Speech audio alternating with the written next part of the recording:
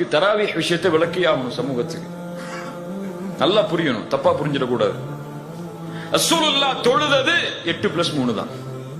ரசூலுல்லாஹ்வுடைய செயல் தெளிவுதான், ரமதான்லயும் ரமதான் அல்லாத காலத்திலையும். ஆனால் ஒருவர் 8க்கு மேல் தொழுவதற்கு ஆசைப்படுகிறார், இவர் தொழலாமா? இஷாவுக்கு பின்னாடி தராவி ஜமாத்தோட சேர்ந்து 8 தொழுதுட்டாரு, 3 வித்திரம் முடிச்சிட்டாரு, நைட் 2 மணிக்கு எழுந்துக்கிறாரு, தொழணும்னு ஆசைப்படுறாரு, நஃபீலான தொழுகை தொழலாமா கூடாதா? ரசூலுல்லாஹ் சொன்னார்கள், இரவு வணக்கத்தை பற்றி ஒரு கேட்ட பொழுது 2 தொழுங்க, எண்ணிக்கை சொல்லல. இமாம் முடிக்கும் வரை தொழுங்கன்னு சொன்னாங்க, எண்ணிக்கை சொல்லல. இப்படி எண்ணிக்கை குறிப்பிடப்படாத சில ஹதீதுகளை, நபித்தோழர்களுடைய சில செயல்பாடுகளை, நபி ரசூலுல்லாஹ் வாழும் பொழுது அதை செயலா பார்த்த சில நபித்தோழர்களுடைய புரிதலை முன்வைத்து சொல்லுவார்கள் சில அறிஞர்கள். 8க்கு மேல தொழுறது தப்பில்ல, 8+3 தொழுறதா சிறந்ததா தெரியுதுன்னு சொன்னா தொழுங்க, தப்பில்லை.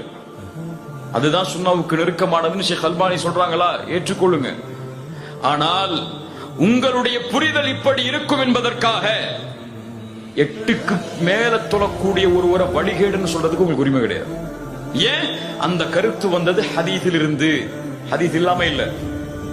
அந்த புரிதல் வந்தது ஆதாரங்களில் இருந்து. எனக்கு அந்த ஆதாரம் இப்படி புரியலையேன்னு சொன்னா அது உன் புரிதல், அவ்வளவுதான். அந்த ஆலிமுக்கு அந்த ஆதாரம் புரிஞ்சிருக்குன்னா அது அவர்களுடைய புரிதல், அவ்வளவுதான்.